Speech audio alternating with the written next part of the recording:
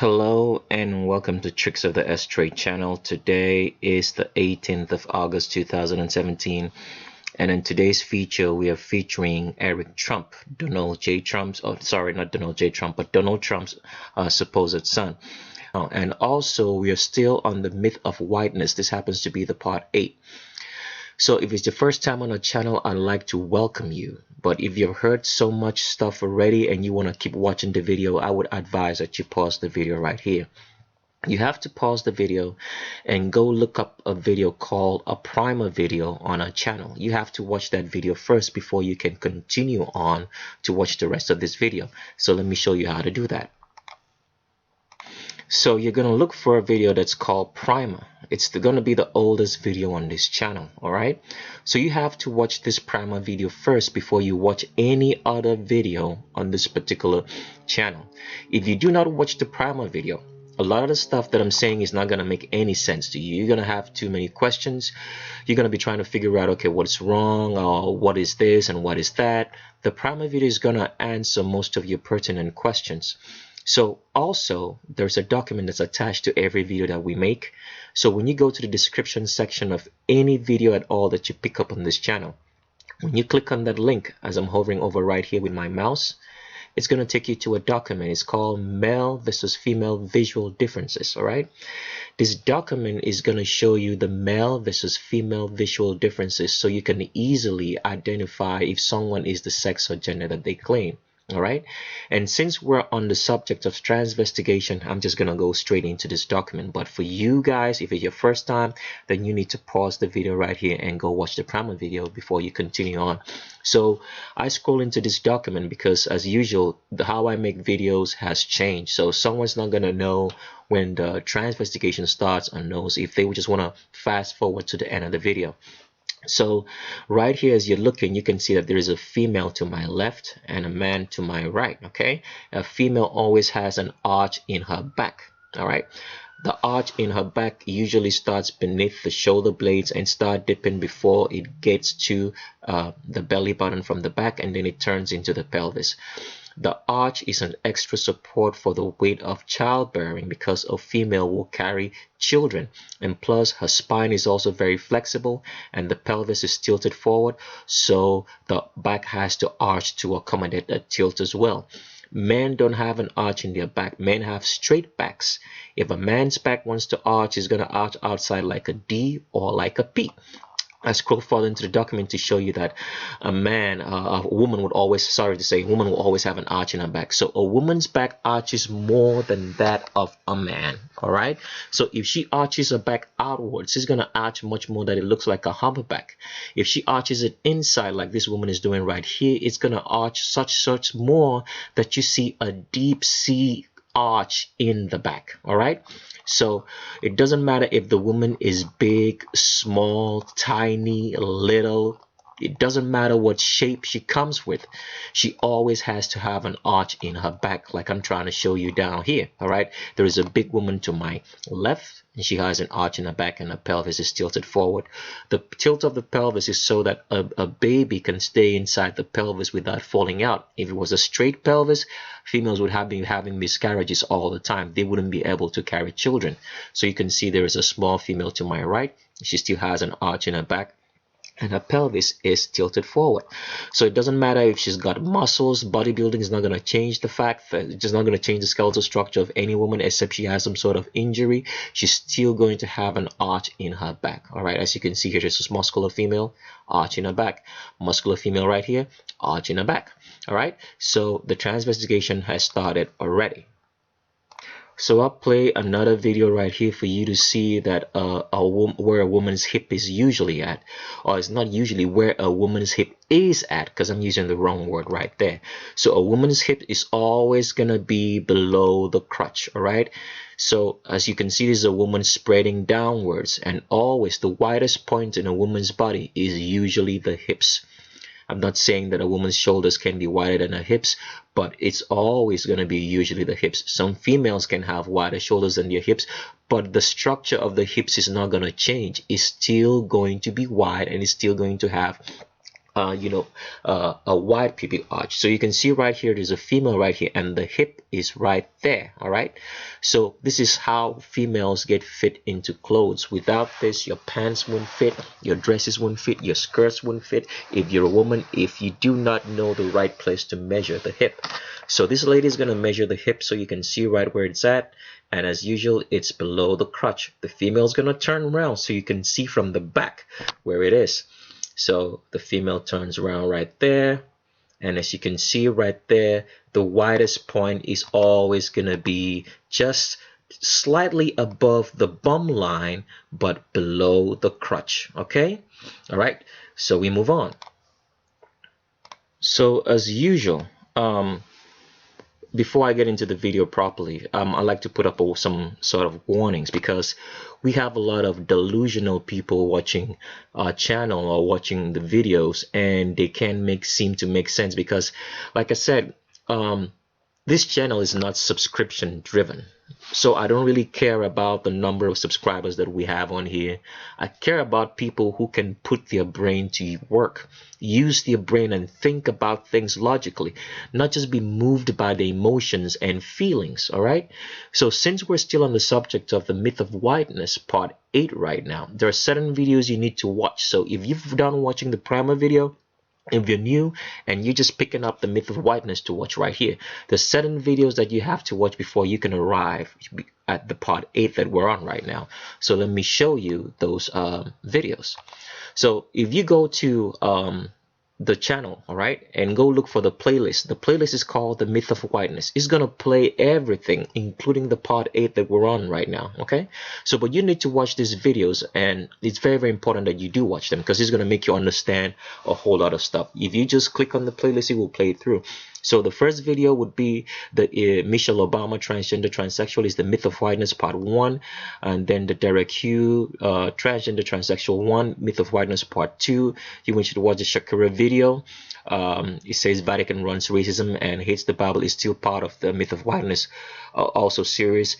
And then the Derek Hugh transgender transsexual 2 myth of whiteness part 3.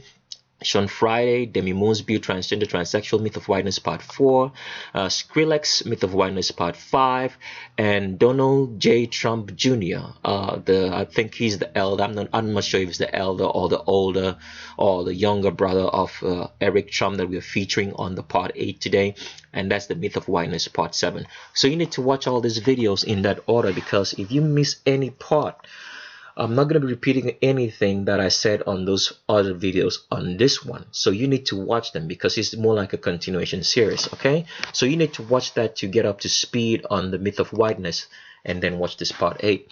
Then as usual, before you continue on, I like to put warnings out in place. First warning: if you're someone that's racist or you're prejudiced wrongly against black people, because like I've said before, if you've watched the myth of whiteness up till now, if you're not new, then you should know that we're all black. So if you're wrongly prejudiced, you should pause the video right here and quit, because all you're gonna do is that it's gonna hurt, and your world's gonna come crumbling down if you believe in the fantasies that the Vatican has been setting up for you. All right. Then the next warning that I have to put up is that if you do not like truth, if truth bothers you, all right, you shouldn't watch this kind of videos, because it's gonna hurt so much. So why put yourself through that excruciating pain, and then you're gonna leave me a comment and say, oh, da da da da da da. I'm not here to argue with anybody. I'm not here to disagree with anybody. All I'm merely providing is information. Whatever you want to do with it is up to you. Don't come crying to me and telling me, oh, I don't agree with you. I'm not here to make any agreements with anybody. I'm just here to provide information. Whatever you make of it, that's totally up to you. Now, the next warning I have to put up is that it may be a long video. I don't know how long it's going to be. It might be an hour. It might be 2 hours. I do not know. So don't sit through a long video. I know some people some folks left me a ridiculous comment saying that I talk too much. All right, I talk too much, and that my videos are way too long. Now these are very brainwashed people, because they go to a movie theater, right, and they pay for the movie. They pay for it. They're not paying for this one they're watching. All right, and they sit through it. and they learn nothing because they can be watching Chris Tucker or whoever the comedian of the day might be, like Eddie Murphy or whosoever, and he's saying a whole bunch of nonsense that doesn't add any meaning to your life or make you understand your world. And they sit through maybe 2 hours of that nonsense. And here am I talking some sense, and they say I'm talking too much. Can you see how brainwashed people are? When they go to a movie theater, do you tell the actors, come on, hurry up and tell me what's the mystery about the movie? Or you sit through it, and then you go home probably laughing. All right? But here am I just trying to make people understand the world, and someone says I'm talking too much. That is a very delusional person. If you're that kind of person, you're very delusional. So pause the video right here, because Tricks of the S-Trade talks too much, and just quit. It's that simple. You don't like me talking too much? Stop right here. Pause the video and quit. Don't leave me a ridiculous comment, for crying out loud. All right? Then the next warning I have to put up is that there are channel rules in place. There is no slandering, no name calling, no mudslinging of anybody's name, especially if you're trying to label someone a transgender. If you're trying to label someone a transgender, you must provide facts. And those facts have to contain links and pictures and videos centered about the female skeletal structure, which is designed to give birth. A woman is designed to give birth, and because of that, she has a wide pelvic arch, or pubic arch, as I might say. Her hips are below the crotch, so they don't interfere with childbirth. Her pelvis is tilted forward. She has an arch in her back, extra support, because the pelvis is tilted forward, and because she needs extra support for the weight of carrying children. If your comments on labeling someone a transgender does not contain that, because that's the skeletal structure, what differentiates between a man or female and a male is that a female is designed to give birth. That's the only difference between the two sexes. And the skeletal structure is made that way so that a woman can give birth. If your comments do not contain that, and you start with skull differences, you say strong jawlines, a strong chin, index fingers, Adonis belts, long arms, long torsos, long legs or short legs, whatever the case might be, which has nothing, absolutely nothing to do with childbirth, your comments are going to be deleted, or you might be blocked from making any other comments. I have zero tolerance right now for anybody who doesn't have a brain to think. That's also another warning. If you can't think about what you're saying before you say it and think if it makes sense, it's different when you're asking a question. But if you're making a comment and you're saying something out of your mouth without thinking about it, I have zero tolerance, and I'm gonna just delete your comment and block you from making any other comments. If you're focused on trivialities, because someone sent me a message, right, and saying that my accent, he wants to know where my accent is from. He's saying that I am purely African, and he's saying that I can definitely not be from Asia. He's saying that I can't be white or an albino. All right, he's focusing on trivialities. If you're that kind of person, I'm just gonna block your comment, or I'm gonna delete you. It's that simple. Focus on the subject. The Vatican, who happens to be running your world, who happens to be organizing the transgendering of young children, like I'm going to show you right now with Eric Trump, taking these young kids before they can reach the age in which they can make a decision and say, I want to live in a sex and gender that's different from the sex and gender that I'm born with.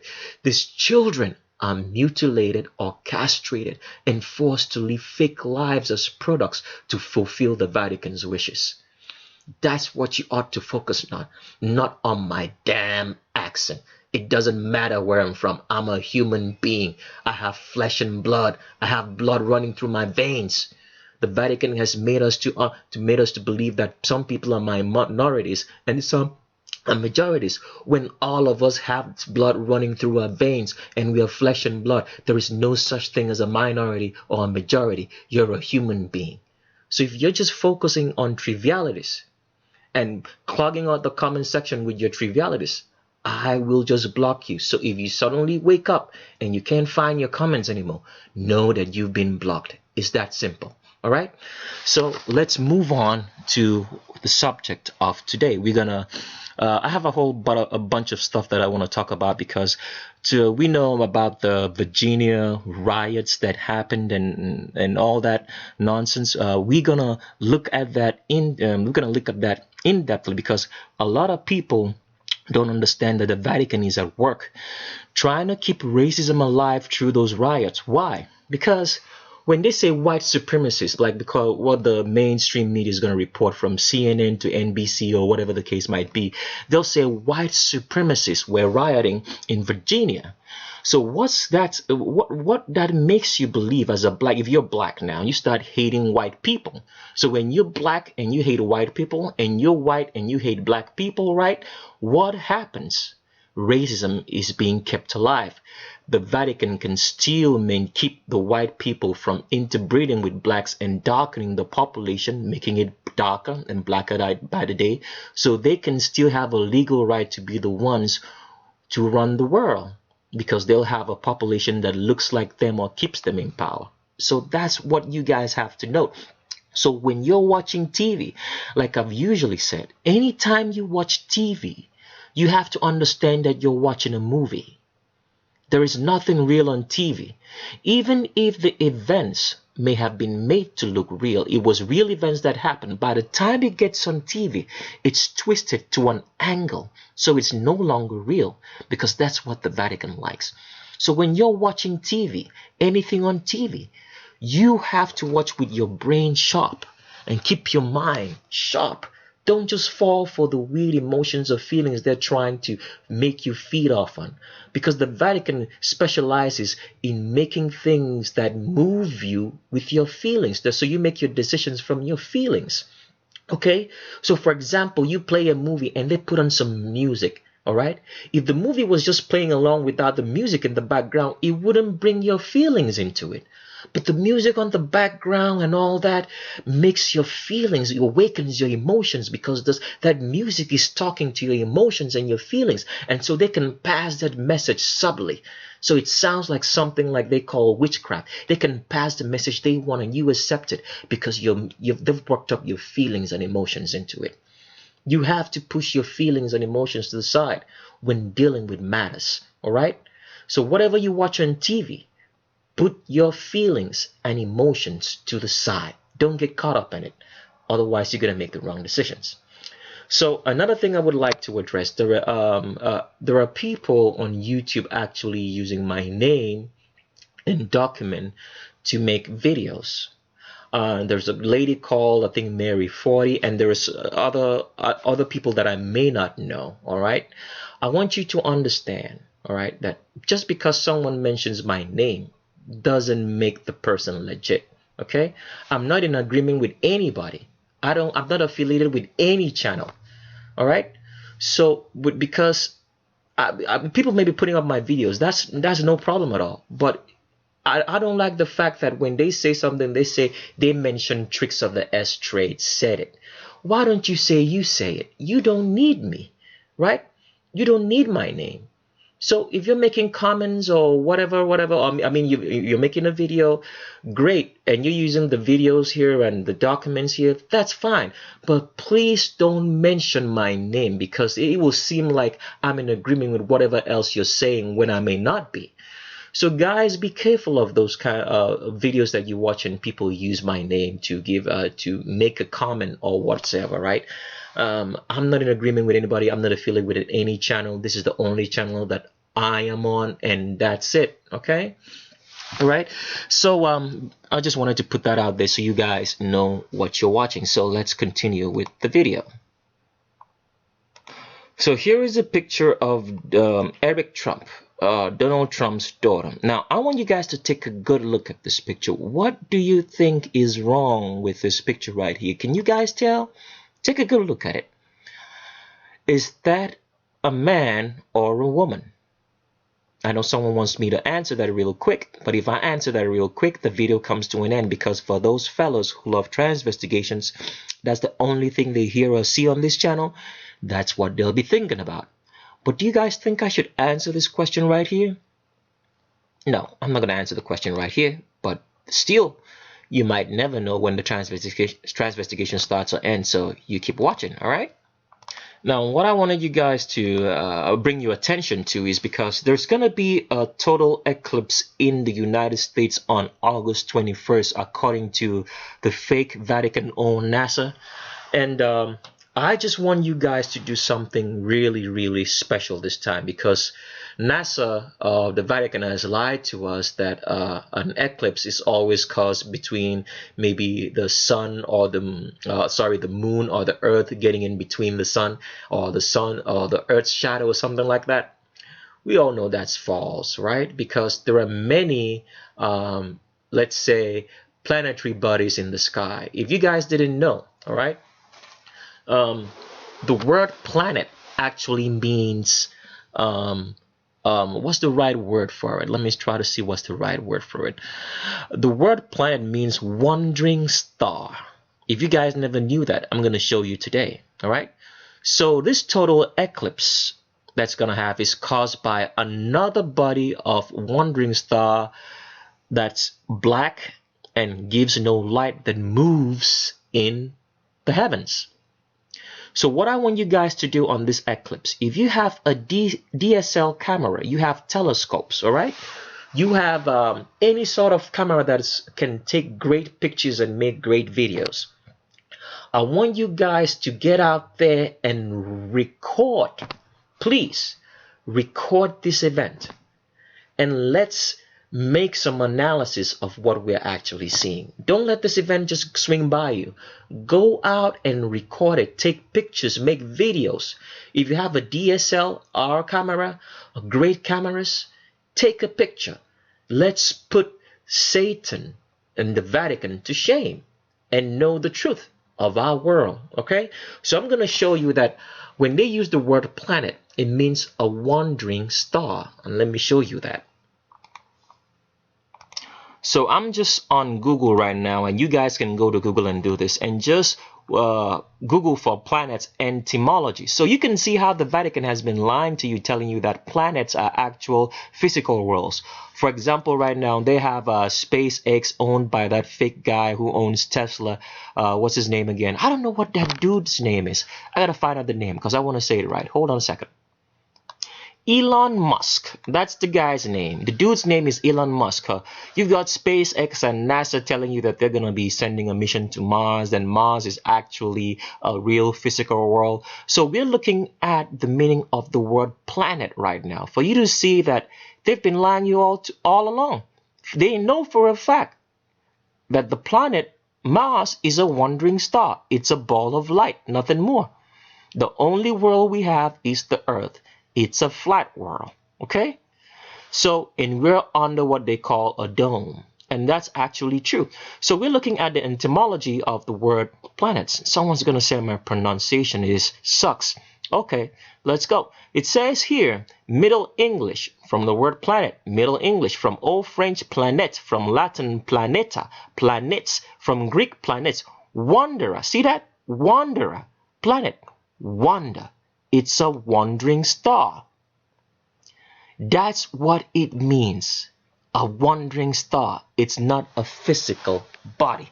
Let me see if I can get some more meanings, because I just happen to remember this on the fly. So I'm on the website that's called Antimonline, all right? Or Antimonline. Someone's going to say my pronunciation sucks, but it doesn't really matter. Okay, so it says your late Old English planet, from Old French planet, modern French planet, from Latin planeta, from Greek planets, from asterisk planetae, wandering stars. Can you see that? From planetsthai, to wander, a word of uncertain etymology, perhaps from a nasalized form of pi roots pele, flat, to spread, and the notion of spread out, but the semantics are highly problematic. According to Beeks, who notes a similarity of meaning to Greek, plazine, to make devious, repel, dissuade from the right path, bewilder, but adds, it's hard to think of a formal connection. So called because they have apparent motion, unlike the fixed stars, all right? So these planets are not fixed stars who are always set in their motion. So that's why, for example, let's say every couple of years, according to fake NASA owned by the Vatican, will tell you that the wandering stars align, because they're not fixed. They're just moving randomly all over the place. And in today's case, on from the 21st, a wandering star, right, that doesn't have any light, that doesn't produce any light, is gonna get in between the sun and our earth, right? It's gonna get in between the sun and our earth that we see, and it's gonna block out some light from this part of the world, but not from every part, but just this part. Does it make sense? So it says originally including also the moon and sun. Well, the moon and sun are not wandering stars; they are fixed in their range. So don't worry about the little bit of misinformation or disinformation right there. Modern scientific sense of world that orbits the stars from 1630s in a large form of Greek planes, planetos, who wanders around. Wanderer, all right? Wanderer, also wandering star, planet. So that's what it means. So you can imagine how these guys have been putting the answer right in front of your face. But because, like I said, people don't think with their brains anymore. They just regurgitate what they've been told and then actually think it's real or believe it's real when it's not. So when they say the word planet, they tell you Mars is a planet. It just means it's a wandering star. So all that nonsense that you see NASA's tell you, that they're going to send someone to Mars, they're going to land on Mars, the movies or whatever, it's all nonsense. It's a star. It's a light. Just like you have the sun and moon. There are lights in the sky or the stars. All right? So that's what I wanted you guys to take note of. So please, please, please, because the eclipse is coming out soon, all right? Make videos, take pictures from start to finish. Find something to do. I mean, if it means that you have to, because I'm thinking if you're working, they might allow you to go on a break just to see that. Please take pictures and make videos. Get your cameras out. Let's look at this stuff for real, and let's keep understanding our world. So we're back on Transvestigation to figure out what is wrong with this picture, all right, of Eric C. Trump. And what I want you guys to notice is that this chest right here looks like a female who has been mutilated, and the breast tissue is not allowed to form, because as you can see right there, it's forming at the angle where the nipple's at, that it looks like a female breast. And I want you guys to take a look at also the stance, all right? Can you see the Q angle right there? That it is below the crotch like a female should be, because Eric Trump is a woman. Another picture. And here's Eric Trump again. I want you to take a good look at the Q angle. What do you notice? Where are the hips? And why is he always putting his hands in his pocket? Is this normal for you to walk around like this? It's because it's trying to hide the hips. All right. Let's move on to the next picture. So because I was talking about how planets are wandering stars, and how, because people don't actually use their brain to think about stuff, they just accept what's been told to them and they just go on with it. Now, if something just occurred to me, because like I said, every time I'm looking at stuff stays in my mind until I can make sense of it. It doesn't just get out. I'm gonna be thinking about it for months, weeks, days, years, until I have an answer. Because my brain is always working, because, you know, like I've said before, always you look with your eyes and see with your brain. You have to activate the neurons in your brain. Your synapses have to fire, because if you don't use it, you're going to lose it. All right? Don't just look at stuff, see stuff. So why am I saying all this? So I've always been wondering, because the first time I heard that Boy Once, I like calling Beyonce Boy Once, is that when she came out with this album he called Lemonade, I was wondering, what a strange name for an album. Why would they name it Lemonade? And let me show you why it's named Lemonade, and you'll make some sense to you. So I'm trying to show you how the Vatican, which is the Illuminati, if somebody's going to ask me, what is the Vatican and the Illuminati, if it's your first time hearing that, you need to watch the Beyonce Part 2 video on this channel, and you get the full understanding. You need to also watch the Serena Williams and Venus Williams transgender transsexual video on this channel, which I explain all that so you can understand. So if you look at the album called Illuminati, now why am I trying to show you this? I'm trying to show you this because People don't put their brains to work. So the Vatican has a way of hiding stuff in plain sight without you actually guys knowing. Just like I show you with the meaning of the word planets. That planets are actually wandering stars. That's where you get it from. There is no such thing as another Earth or Earths like us or super Earth, all right? I'm just trying to show you that. So here, for example, if you look at the word lemonade, which is titled after the Beyonce album, which Beyonce's album was titled after, you will remember that even in that one of the songs in that song, one of the songs in that particular album, she said something like, oh, let me say he put it right. He said something like, you all corny with that Illuminati mess, right? Why do you think that he would say something like that in the video? Because they're trying to tell you that they are in the Illuminati, the lower strata. You have to understand that Illuminati has different stratas. There's an outer circle, the inner circle, and it's all controlled by the Vatican. So people like Beyonce are on the outer strata of it, but they're still part of the organization. Does it make sense? Just like you walk into any organization, you have managers, supervisors, chairmen, and CEOs, but it's still part of the same organization. That's the way it's structured.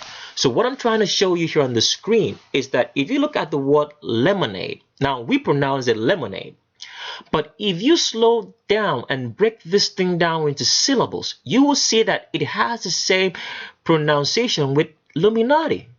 Does it make sense? So it's lemonade. If I said that, you can actually see that is the pronunciation. And that's the same thing as saying lemonade, which is the same thing as Illuminati. Lemonade, lemonade, lemonade, lemonade, lemonade, lemonade. Does it make sense? So I'm trying to show you guys that you have to keep your brain sharp. Don't just accept stuff. All right, because these people are very good and very cryptic. They can hide stuff right in plain sight. So when Beyonce was saying here lemonade, it was actually meaning lemonade, that she is in the Illuminati or he is in the Illuminati, right?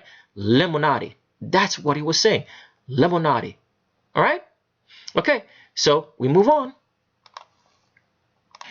So we are back on Transvestigation as well. So we're still trying to show you that you can see right here that this so-called man in Eric Trump, Donald Trump's son. Now remember, we have a 2-for-1 special. We're going to find out if Donald Trump is also the sex he claims. So you got to stick around for that. If you're the kind of person who fast forwards to the last part of the show, we'll end the Transvestigation before you get there. And you're going to miss it if you're rewinding or fast forwarding, as case may be. So if you look right here, you can see that Eric Trump has an hourglass figure, right? And the elbows, like I usually say, all right, are aligned with where the female indentation or waist starts, or where the female curve starts in a woman. So is Eric Trump here male? Well, you can see that the signs are not really much in favor of that opinion that it's male. So let's move further. So we're on the 7-minute delusional section, but today it's going to last a little bit longer than 7 minutes because I have a whole lot of delusional people that I'm going to make you guys see. Now, the first person I want you guys to notice is this guy called Cody Diaz. Now, I'm not sure if Cody Diaz is just a delusional punk or if he is an agent. I'm not sure, because when I looked at the comments that he was leaving, I'm like, think it's like premeditated or something like that. So you can actually go look for this comment, Cody Diaz, and he was actually commenting on the Beyonce transgender, transsexual, not the Beyonce fake pregnancy update. All right. So now what I want you guys to notice about this guy, he says, you people, here's commenting, says, you people are crazy thinking Beyonce is a man. What? She doesn't even look like a man that transitioned into woman. So I want you to see how delusional people always tend to deny the facts. They never ever look at the facts. All they think about is regurgitating what their eyes see, or what your eyes are looking at. That's the right word, because you actually see with your brain. All right. It says, explain the leaked birth certificate, a piece of paper explaining, saying that the mom and dad of Sir and Rumi were Beyonce and Jay-Z. So he's telling me that I can write on a piece of paper and paint it to look like $100 bill, all right, and give it to him and say, take this, this is $100 bill, and he would accept it. This is how ridiculous these delusional people are. In my typical fashion, I just answered him and said, you're a damn punk.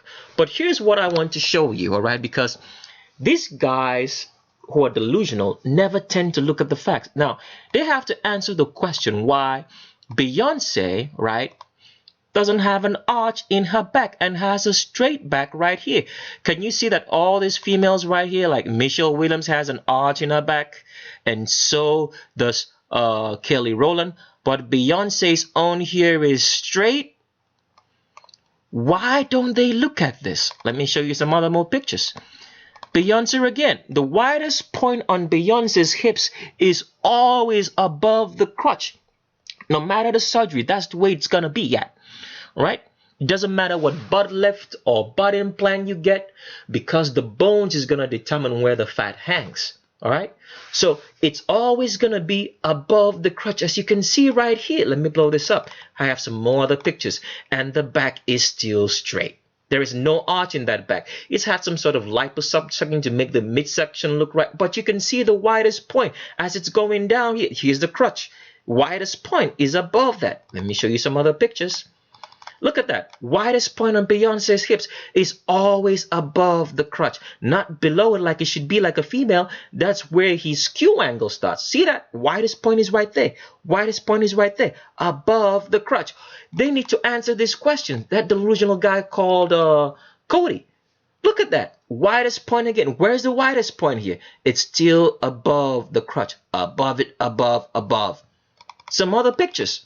So you can see that I'm not just talking. Even when it's lying down, the widest point is right here. Widest point is right there. It's still above the crotch, and that's the crotch. And she is always comfortable putting her hands around it, because that's where her waist is at. It's not above like a female should be. Another picture. Still doing the same pose. And the widest point, as you can see right here, sticking out right there. Look at that. Right there. There. Is above the crotch. Let me blow it up. Right here. That's the widest point. Above the crotch. Why can't they explain this phenomenon on Beyonce? Look at that again. Widest point again on those hips. Can you see what I'm saying? See the way it's going down? It tapers right here. From there, the Q angle starts, and it starts going down, because this is a dude all day. And there's nothing more to say to that. So Cody has to answer that question. Cody Diaz, if he ever looks at Beyonce, why is this unexplained phenomenon only happening to Beyonce? I have a couple of more pictures, just because I just have to go through this, okay? I just have a couple of more pictures, so give me a quick second. So here are some more pictures of Beyonce to explain this unknown phenomenon. Why does he like putting her hands just below the navel? Where is the comfort zone for a man? He wants to put his hands on his hips. Why is the widest point right here? Take a good look, fellas. The widest point on these hips. Why is it above the crotch? Above, as you can see. That's where the Q angle of a man starts. Above his crotch. Why is it there? Some more pictures for you. Cody needs to answer these questions. Now, here's a picture. It's kind of blurry, but I took it from the movie called the video on Beyonce made called 7-Eleven. Why is this hip right here? Because you can see that's where the Q angle starts, above the crotch. That's her crotch right here, or his crotch. The Q angle starts right. Why is it above there? Why is the back still straight? Let me show you some other pictures. Here's another picture. Why is he always comfortable putting her hands right there on that spot? If she is a woman, because that's where I would put my hands. Because I'm a man, that's where my waist is at. Okay? Why is the back still straight?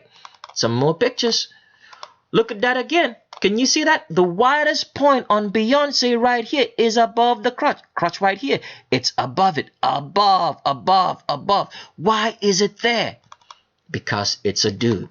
Why does Cody not to answer this? This is still from the same video called 7-Eleven. As you can see, the back is still straight like mine, straight all the way down, and he is still comfortable putting his hands around there. Comfort zone for a man, because that's where a man puts his hand. That's where I would put my hand. Cody, could you answer these questions? Why does Beyonce have a straight back? I've taken it from the video, right? Still the same picture. And here's another picture. Why is the widest point up there above the crotch and not below it like it should be? Why is it sticking out there, above the crotch? Can Cody answer these questions for me? So as you can see right there, okay, Cody Diaz is a delusional fellow. Very, very delusional. So let's move on to the next delusional common person that we're dealing with. So we're on Transvestigation of Eric Trump, and as you can see right here, the Q angle of Eric Trump starts just below the crotch, where the Q angle of a female should start. A man's Q angle, if you've just watched the video giving Beyonce an example, starts above the crotch. A female Q angle starts below it, below the crotch. So as you can see right here, Eric Trump is a woman. Another picture. Now, okay, this is a picture actually of the Eric Trump's sister. What's her name again? What's the name of this? Ivanka Trump, I think, right?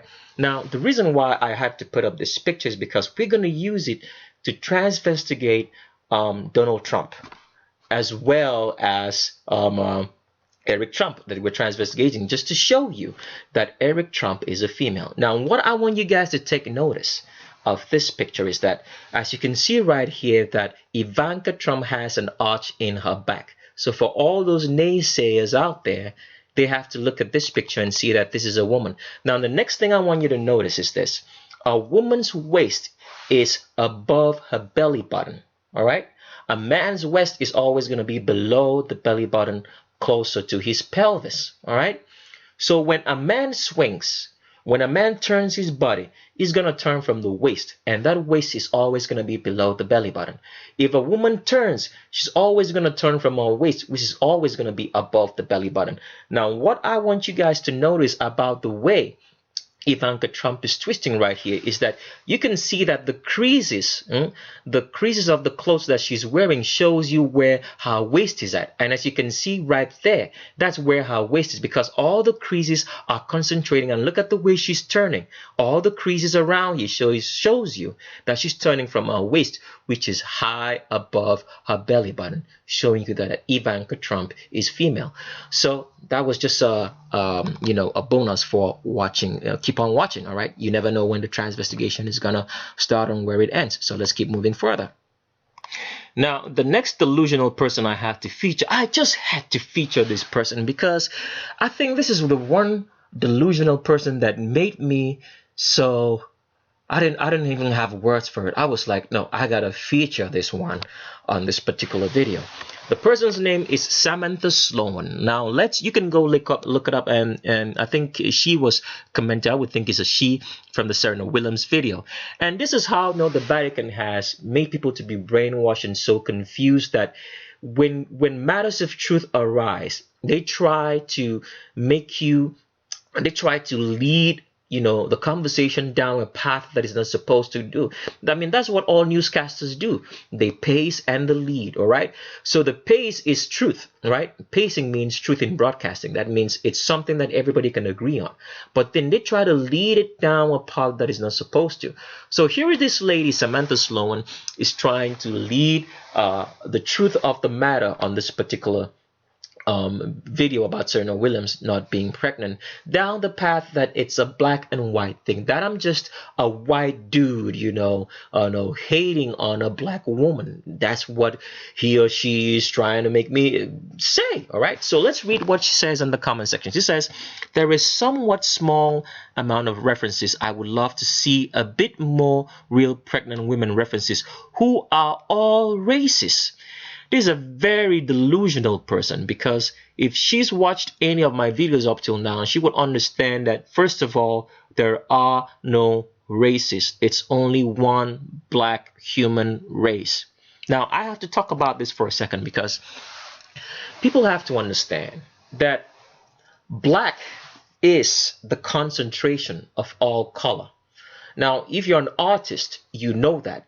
And white means an absence of color. There's absolutely no color. All right? So now let's think about this thing logically for a second. Let's say God Almighty. God Almighty is the concentration of all color, and He's black. So does that not make sense why a human being would be black? Because He is the concentration. He's built in the image of God, who has the concentration of all color, of all knowledge, and all wisdom. So it makes sense for a human being to be black. All right? We're in the myth of whiteness still. So let's continue on with this conversation, because what we have today is so sad. Because, like, for example, the standards of beauty that you find in your magazines, your pictures, the internet, or whatever, are white people with blonde hair and blue eyes. Am I saying that white people are not beautiful? No, I'm not saying that. But it can be a standard, because that's a standard of albinism that they suffer just like I suffer under. All right? Should that be a standard of beauty? Oh, yes, I said it. I have albinism too, so you can call me white. All right? So that's the truth about this matter. So let's read on into Samantha Sloan to see how deluded this person is. Let's continue with her conversation. And it said, who are all races and not celebrity used. That means that means I shouldn't use celebrities in my pictures or videos to make my points. And any other besides, we'll read on to see how delusional and confused this person is. Celebrities and any other besides pregnancy references you use in your points. Like most stock photos. What kind of stock photos does this woman want before she actually sees a deluded person?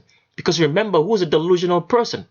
A delusional person is a person which you show him with facts or her with facts and evidence that what she's believed for so long is actually a lie, but she still holds on to her lie and beliefs. So let's keep reading. She says, unless you think the ones you have are the end all, that's fine. But I'm a supporter trying to solely suggest and help. I don't need your help, Samantha Sloan. I do not need your help. You do not pay my bills. You do not know how I eat or what I think or how I am. So how can you help me? The only help you can help me is by paying my bills. You don't do that. So how can you help me? All right, so let's keep reading. He is trying to emulate a black woman, right? I think you can use what you want, but also a variety instead of the same Kim one. Can you believe this? Now, I've talked about this before in a video that the point in using those pictures is not about anything that has to do with the color of the skin. It's about a woman. A woman is a woman anywhere in the world. It doesn't matter what ethnicity or race is. She has soft skin, she has breasts, and people love laying next to her if you're married to one or you have one. It doesn't change. A woman is a woman. But this is how delusional Samantha Sloan is. And we're going to reach out for the big point in which she actually tells me that she has a degree in psychology. Oh man, well, we'll get to that point later. So let's keep on reading. He's saying he is trying to emulate a black woman, right? I think you can use what you want, but also a variety instead of the same Kim one. I think the fact you yourself said about not comparing skulls in different races, still she doesn't know what she's saying, is where people are coming from. Not everyone is not meaning to bash you at all your work. Disclaimer, I know. Can you see that? Now, I know a woman is a woman pregnant. First of all, she says I should use people from different races, all right? And like I just said, a woman is a woman. It doesn't really matter what color of skin she is. Now she's saying, I know a woman is a woman pregnant. This is a very delusional person. That is what I'm trying to show you guys. That a delusional person actually thinks that they have some sort of belief when they actually don't stand for anything. Can you see that? All right. I'm not one of the people saying this You can use any image of it. So what were you trying to say in the first place? I'm not one of the people saying this. You can use any image of a woman, but any human being would get tired of seeing the same thing over and over. This is some ridiculous nonsense. Now, here is the part that in my typical tricks of the S-trade fashion, I responded. Now, I'm not going to read my comment right there because it has a lot of expletives and everything else. If you guys want to take a look, you can go look for the comment in Samantha Sloan and just read through it. But here is the point that makes me, I had to put this up. She says, after I responded, she says, tricks of the S-thread, I 100% knew you would respond like a child. I've seen it before, yet I have never had any problem with you and agree with your content. Made no bashing comments towards you, nothing but valid points. You couldn't even say why you called me delusional. A delusional person will always say, why are you calling me delusional? Because they don't know that they don't stand for anything, all right?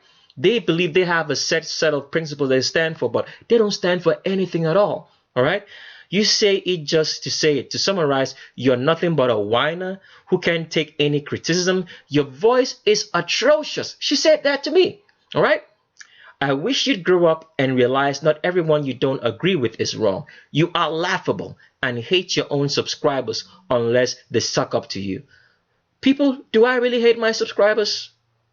Okay, let's go on. You're egotistic and a joke with anger issues, but you're calling me delusional. Funny. Thanks for unnecessarily cursing your own subscriber for no reason other than suggesting a few references for help. Was she trying to help me there? Is she paying my bills? Because that's the only way she can help me. All right. Wow, you're a loser and also apparently a lazy piece of shit. Oh, I'm sorry I said that. I apologize for those. I wasn't supposed to read that explicit to you. I apologize if there are any kids listening. I apologize. Who can't bother to improve any of his content? Don't worry, Lal. I won't have anything to do with a close-minded clown like you. Being a psychologist. Oh my goodness. So, fellas, this is one of the people who actually believe that a piece of paper that the Vatican has miseducated and indoctrinated them stands for some wisdom, that they know something. All right? Everything that we've taught in school is nonsense. They taught you about economics, but it doesn't add up when you're paying your bills. They taught you about money, but people don't even know what money is. So here is one of the people who actually think that because they own a piece of paper, all right, that they actually know something. And here is my response. I'm going to read my response to her so you can actually see my train of thought. So I started by saying, psychologist, my foot. That's a good one. It's fakes like you who have degrees and think that paper gives you a reason to run your mouth and think you know something. Now, tell me, since you study psychology, now here's why I'm trying to show her that the paper she has is absolute nonsense. All right? Because you have to understand, psychology is the Vatican invented psychology to see how people think based on certain inputs. And what of those inputs are? The inputs are fundamental, basic human survival instincts, which are based on food, sex, family or relationships, and accommodation. So that is what psychology does. It studies those basic inputs that you can give to a human being and see which way he goes. It's probably a study of the art of lying. All right? So what I always ask every psychologist is this, that you guys study the inputs that you can apply to a human being and see how he behaves. But you guys have never ever studied what makes a human being alive. Because nobody can study it. Nobody can touch that. So what makes a human being alive? Nobody can explain that to you. They say a human being is living. But what is life? We can't touch it. We can't see it. We can describe its attributes, but we don't know what makes anybody alive. That's why Yehoshua said, I am the way, the truth, and the life. What's the essence that's inside of you that makes you get up in the morning, go back to sleep and wake up? I'm that essence that makes you living. Now, if psychologists cannot get in contact with the real human being, the real person that lives inside a body, that means that everything else they're studying is nonsense, because it doesn't make any sense. It's more like studying a house without studying the person living inside the house. Of what benefit is it? You can't even reach the person that's living inside the house to see what he likes or what he likes. You're basically studying how the paint work or how the structures of the house are being built. That's just what it is. So that's how I responded to this delusional person. You guys can go read up what I said, because at the end of the day, I just told her, like, I just asked her a simple question. Since you say I'm angry, what impulse am I responding to now? Does anger have any response to like food, sex, family, relationships, and accommodation? It's spiritual. That's why God can be angry. It's not something of flesh and blood. All right? So that doesn't end the delusional comment section. I still have one more to go, and let's get into it.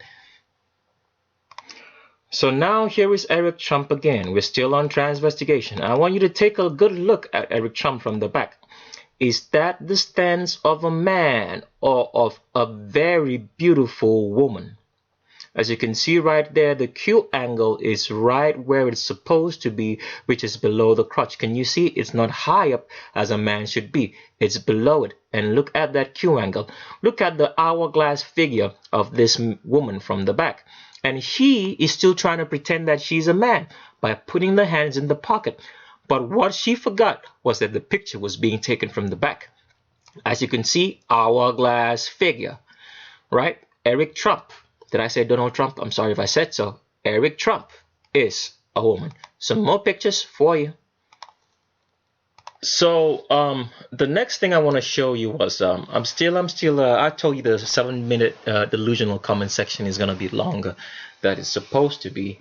Here I am. I'm trying to show you a conversation that I had with a person. Now, it was a private email conversation, and I'm a man of honor. I can't reveal names of those I have private conversations with. All right? But this person is a very delusional person who thinks that she is Hebrew Israelite.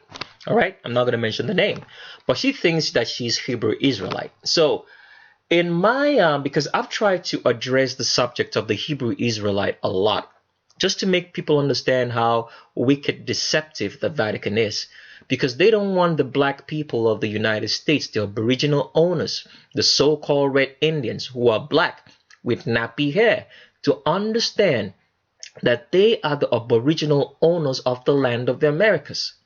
They want them to believe that they all came from Africa, all right, so that they can never lay hold on the land they own. So they changed the term. They used Jesse Jackson to change the term Black American, which was the name that we still call Black Americans still today, to African American. They use it in the media. Even blacks in the Americas have accepted and owned up to being African American when it is not their origin. They were the natives, the aboriginal people. So now when a lot of people are starting to wake up to the fact, a lot of blacks are starting to wake up to the fact that they are the aboriginal, the so-called red Indians, not the $5 frauds that you have out on reservations who own the casinos and all the lands, the so-called casinos and lands that they are on, but the black people who are tamed African Americans, who were the supposed slaves who were brought from Africa. When they realize that these people are waking up, they set them up with some other people or another ideology in the Hebrew Israelite ideology. And these people love it so much, all right? So today I'm going to take like a 5-minute, 10-minute just to really dissect this thing so that still provide you facts so you can understand that the Hebrew Israelite theory is false. There is no such thing, all right? As a Hebrew Israelite, you are Hebrew if you believe in Yahushua. It doesn't matter the color of your skin, because at the end of the day, we are all one black human race. So let's dive into this discussion that I had with this woman. Now, she sent me an email saying that she's Hebrew, and she gave a lot of, the law of the Deuteronomy chapter number 28 curses in there.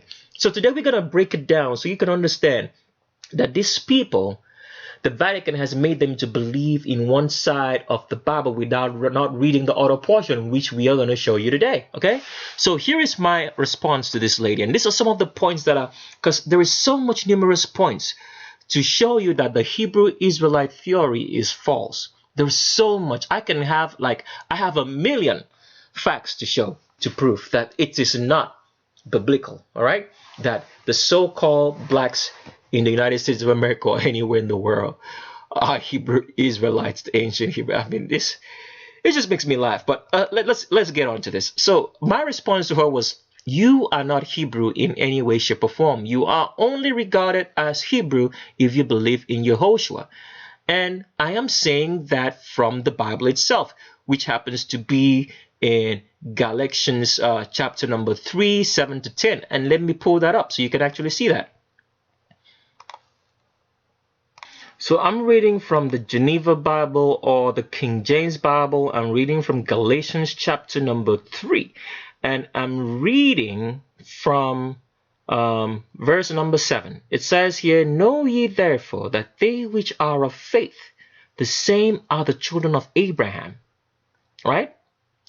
And the scripture foreseeing that God would justify the heathen through faith, preached before the gospel unto Abraham, saying, in thee all nations shall be blessed. All right? So, the question they need to ask, was Abraham a Hebrew? No, he wasn't. He spoke Hebrew, but he wasn't Hebrew. Why? Because it's from the children of Jacob, the children of Israel, that were classified as a Hebrew nation.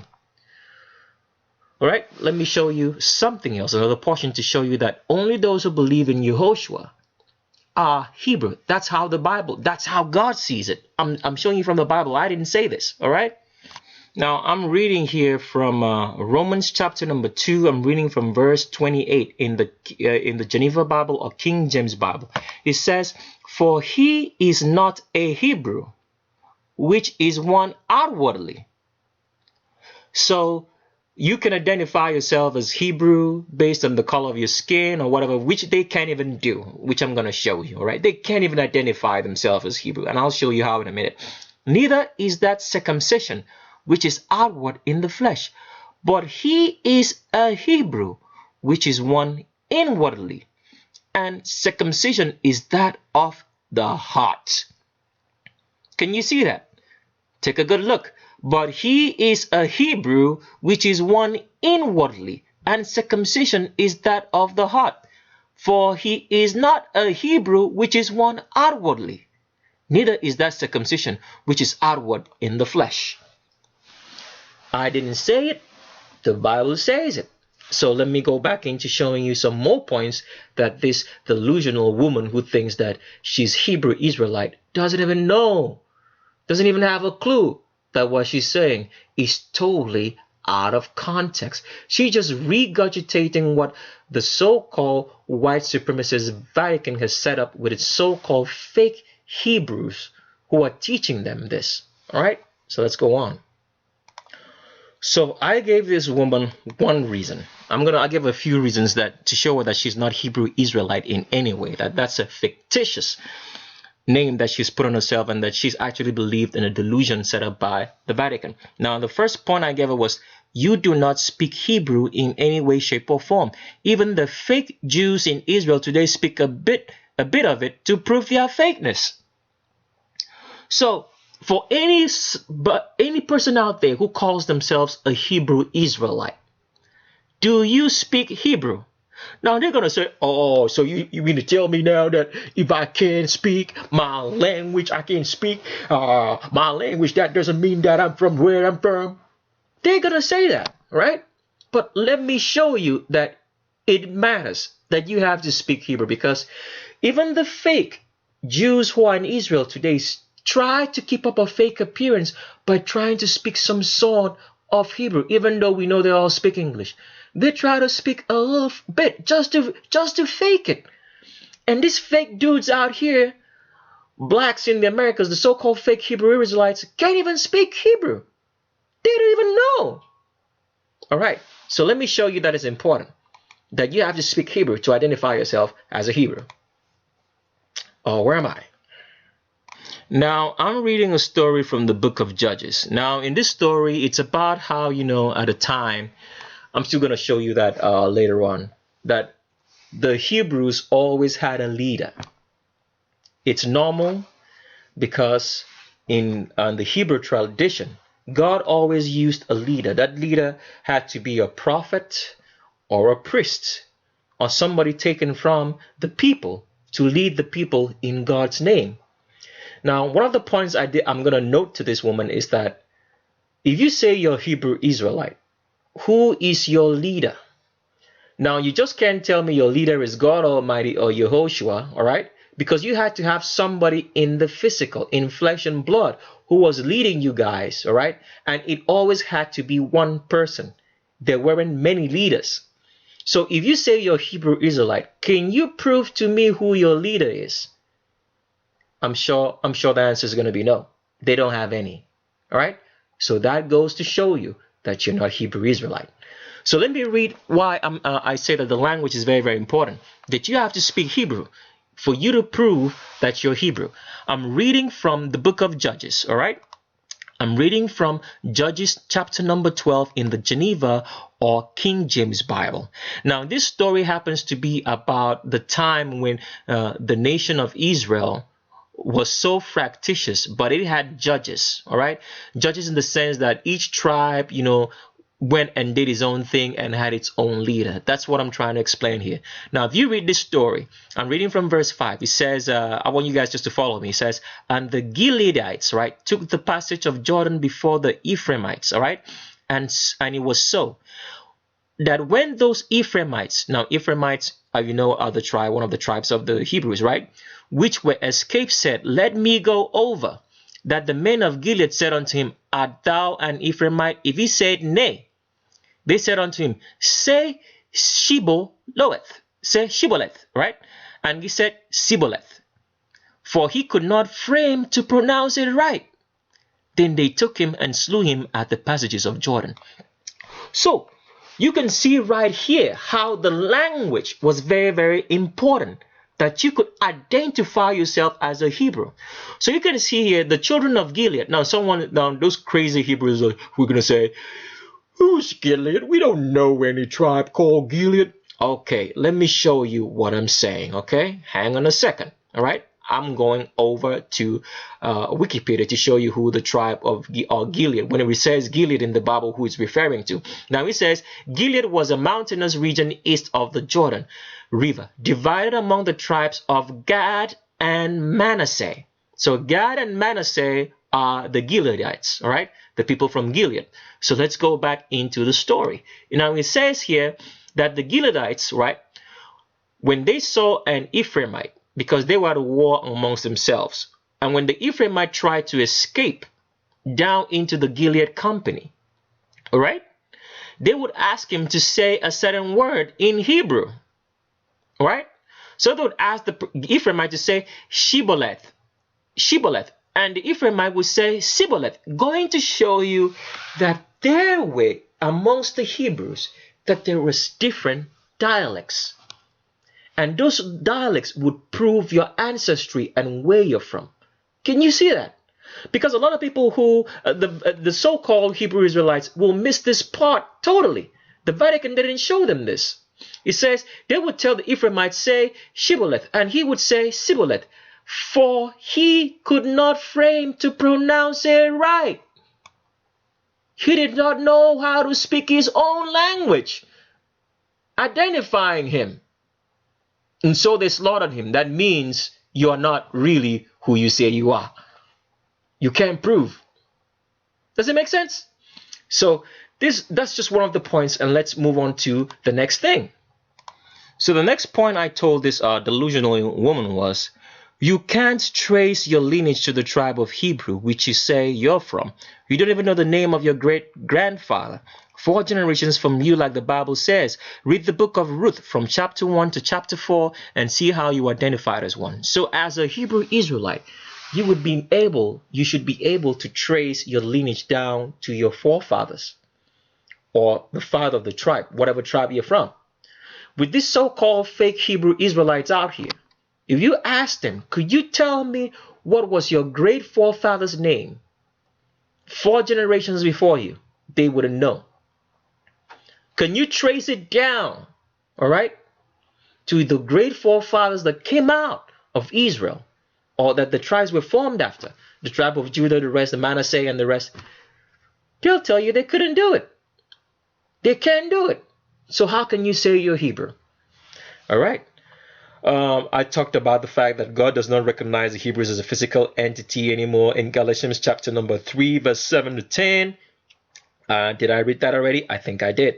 And the next thing I told her was a Hebrew is not a Hebrew physically, but one who follows Yehoshua in his heart. Romans 2:10 verse 15. I already read that portion. I'm not going to read through it. Then this is the portion that they love the most. Oh my goodness gracious. They will tell you that everything that's happened in Deuteronomy chapter 28. Now this lady said to me that everything that's happened in Deuteronomy chapter number 28 happens only to black people. And I told her, look, we're all black. So if you say that this happens to black people, all right, that means it's happened to all of us. So does that make all of us Hebrew? And she was like, it happens only to the people in the United States of America, or the people, the so-called blacks in Americas. And I told her, for example, that this hasn't been documented, but the Aboriginal people of Australia passed through so much more than the Americans in the United States. So, the United States of America. Now, someone's going to say that might be find it a little bit annoying, but it is fact. The Aboriginal people in Australia were almost wiped out, but you still have blacks in the Americas, not wiped out. The blacks of Australia have almost been wiped out. The blacks in Tasmania are totally extinct. They do not exist anymore because the Vatican wiped them out. The white supremacist Vatican did. So that goes to show you, just based on the fact that these people, if they had been close to extinction in Australia and Tasmania, shows that they went through so much more than the blacks of Americas, because you guys are still here. That's just what I wanted to say. So when I talked to the lady and she said no, that I couldn't say that or whatsoever, that she was trying to tell me how blacks went through a lot of stuff. Now, I'm not disputing with any fact, and I say this with all amount of respect. Blacks in Americas have been through hell, the worst type of hell, all right? But they are still around, and they're still here. I'm saying this with all amount of respect. I don't want anybody to quote me wrongly here and say I'm saying anything wrongly. They have been through hell, and they're still going through it because of what the white supremacist Vatican is putting them through. So I'm not disputing that fact. So now what she's trying to say here, what we're trying to talk about here, is the curses of Deuteronomy chapter number 28. So this is my response to her because of all that ramble that she was saying. I said, the curses of Deuteronomy chapter 28 talks to Israel as a nation under Moses, who was the leader of Israel, and all through history, Israel always had a physical leader in the flesh. Who is the leader of your fake Hebrew Israelite nation? Do you have one? So that's a point that you have to note if you say you're Hebrew Israelite. The Hebrew Israelites always had a leader, physical, in the flesh. Go read through your history. Even up till the time in which Yehoshua came, there was still a leader in Israel. His name was King Herod. Okay? All through history, you will find that. So who is the leader of the Hebrew Israelite nation today? Physical, in the flesh. They don't have any. So how can you say you're Hebrew? So I keep on reading. I keep on reading what my response to her was. I said the Israelite nation was disbanded by God himself. That's why the Hebrew temple was destroyed. The temple was what defined Israel as a nation. That is also another point, because there was always a tabernacle, the Ark of the Covenant, moving, which signified that God was with the Israelite people. So wherever they went, that followed them. Then the temple was built to identify them as a nation. That's here's where God resides. So today there is no temple. So if you say you're Hebrew Israelite, where is your temple? Your physical temple? Because this is all under the law of the Hebrew Israelite nation. You don't have one. So how can you say you're Hebrew Israelite? Let me keep reading. I said now you have no priests, no Levites, no temple to pray in the direction of Israel. When you pray, do you stand in the direction of the temple to pray?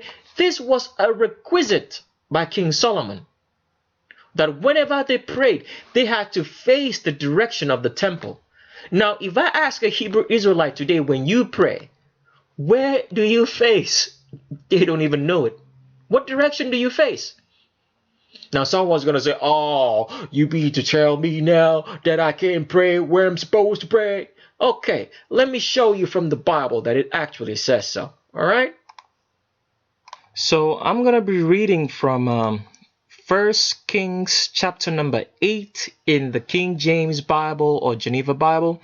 And I'm reading from verse 29 to show you that as a Hebrew Israelite, if you prayed, all right, you had to pray in the direction of the temple for God to hear you. Now, these fake Hebrew Israelites today, since the temple is no longer there, how can you say that you're a Hebrew Israelite? So let me show you, because this was when King Solomon, right, was praying after he built the temple. And I want to show you the content of the prayer so you can actually understand that as a fake Hebrew Israelite, you don't even pray in the direction of that temple. You don't even know where it is. Okay, because the temple no longer does exist. So I read, and it says here that thine eyes, I'm reading from verse 29, from the King James or Geneva Bible, 1 Kings chapter number 8, from verse 29, it says, that thine eyes may be open toward this house night and day, even toward the place of which thou hast said, my name shall be there, that thou mayest hearken unto the prayer which thy servant shall make toward this place. Toward this place, that means facing this place, okay? And hearken thou to the supplication of thy servant and of thy people Israel, when they shall pray toward this place, in the direction of the temple. And hear thou in heaven thy dwelling place, and when thou hearest, forgive. If any man trespass against his neighbor, an oath be laid upon him to cause him to swear, and the oath come before thine altar in this house, then hear thou in heaven and do and judge thy servants, condemning the wicked to bring his way upon his head, and justifying the righteous to give him according to his righteousness. When thy people Israel be smitten down before the enemy, because they have sinned against thee, and shall turn again to thee and confess thy name, and pray and make supplication unto thee in this house. Then hear thou in heaven and forgive the sin of thy people Israel, and bring them again unto the land which thou gavest unto the fathers. When heaven is shut up, and there is no rain, because they have sinned against thee, if they pray toward, see that? Toward this place. Everything is toward. Everything is toward this place. You can see it everywhere. Toward this place. Toward this place. Do these fake Hebrew Israelites pray towards the temple? Do they know even where the direction is? Let's continue reading. And confess thy name and turn from thy sin, thou afflictest them. Then hear thou in heaven and forgive the sins of thy servants and of thy people Israel, that thou teach them the good way wherein they should walk, and give rain upon the land which thou hast given to thy people for an inheritance. If there be land famine, if there be pestilence, blasting, mildew, locust, or if there be caterpillar, if their enemy besiege them in the land of their cities, whatsoever plague, whatsoever sickness there be, what prayer and supplication be made by any man, or by all thy people Israel, which shall know every man the plague of his own heart, and spread forth his hands toward this house. I hate to sound like a preacher, because I hate pastors with a passion. But I just had to make you guys see that everything is toward the temple. Then hear thou in heaven thy dwelling place. So, these fake Hebrew Israelites out here, do you guys pray toward the temple? Do you even know the direction of where it is? That is what would identify you as one. So let's move on to the next thing. So I keep on reading from where I stopped in that particular response that I had for this lady. And I said, see how deluded you are, because you have refused to stop and think and even pay a second of attention, that you're merely regurgitating what you have been told as fact without using your brain and look into the scripture. Hebrew Israelite is fake. Wake up and think. What miracles follow you today to define you as a Hebrew separate from everybody else? Remember, the Hebrew Israelite, the ancient Hebrew Israelites were unique. They had special things happening to them to identify them as separate from everybody else. Now, do these fake Hebrew Israelites pay taxes like I do? Does the government forgive their taxes? Does the government say do not pay tax? Do they get sick like I do? Really? Do they get stopped by the cops sometimes? Yes, they do. I get pulled over a lot of time because I love speeding. So do I get pulled over? Yes. When you fake Hebrew Israelites are speeding, do you guys not get pulled over? I'm sure you don't. There are no special miracles happening, do you? So I keep on reading, and I said none. But you delight in curses, right? Was it the curse or the blessing that was supposed to define you as a nation? Deuteronomy chapter 28, verse 1. We're going to visit that because they love using this particular portion of the Bible. They say the curses identify them. But you see how wicked and despicable the Vatican has made people to identify themselves by curses, when it was not supposed to be the curse that would identify you as the children of Israel. The curse was supposed to be, right? Was supposed to be a retribution for you sinning against God. It wasn't supposed to identify you. It was the blessings that were supposed to identify you. And I'm going to show you from that very Deuteronomy chapter 28, which they love to use to say that the curses identify him as a nation. If you read through the whole of that chapter, it never said the curses will identify them as a nation. It said the blessings will. And the fake Hebrew Israelite completely forgets that. He turned the whole thing backward. The Vatican turned the whole thing backward on them. And they say they identify themselves by curses. This is despicable. Let me show you. So I'm reading from Deuteronomy chapter number 28 from the King James or the Geneva Bible. And I'm reading from verse 1.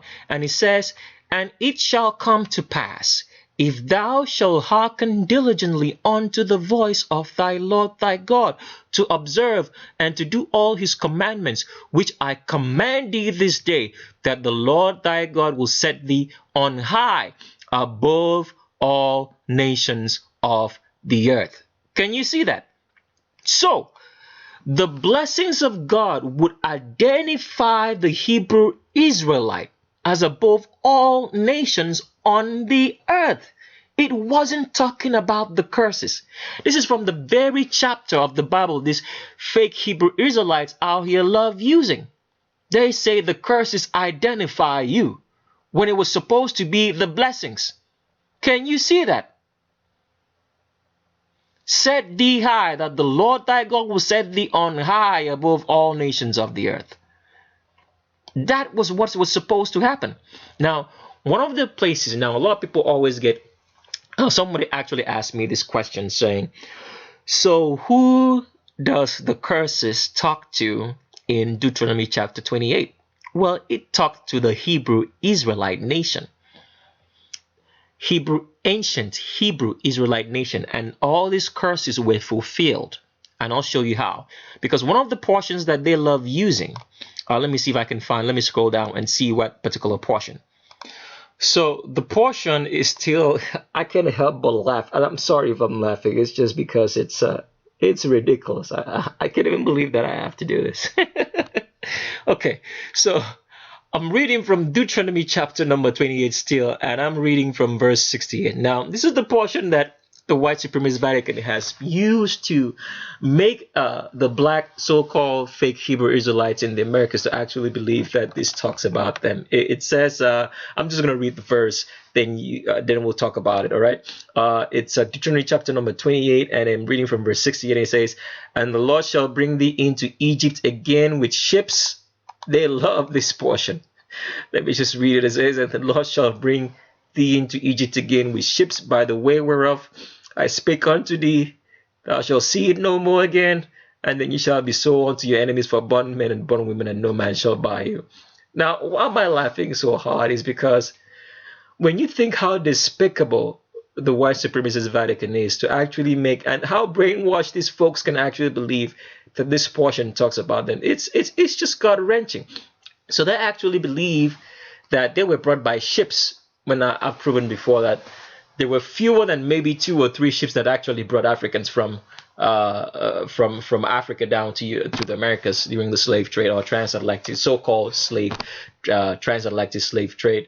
They say that America is Egypt, but as you can see from this word, because I always tell people the Bible is literal. America isn't Egypt. It is called the United States of America. It didn't say Egypt, for crying out loud. It's very literal. The Bible is clearly literal. So how does Egypt turn into the United States of America?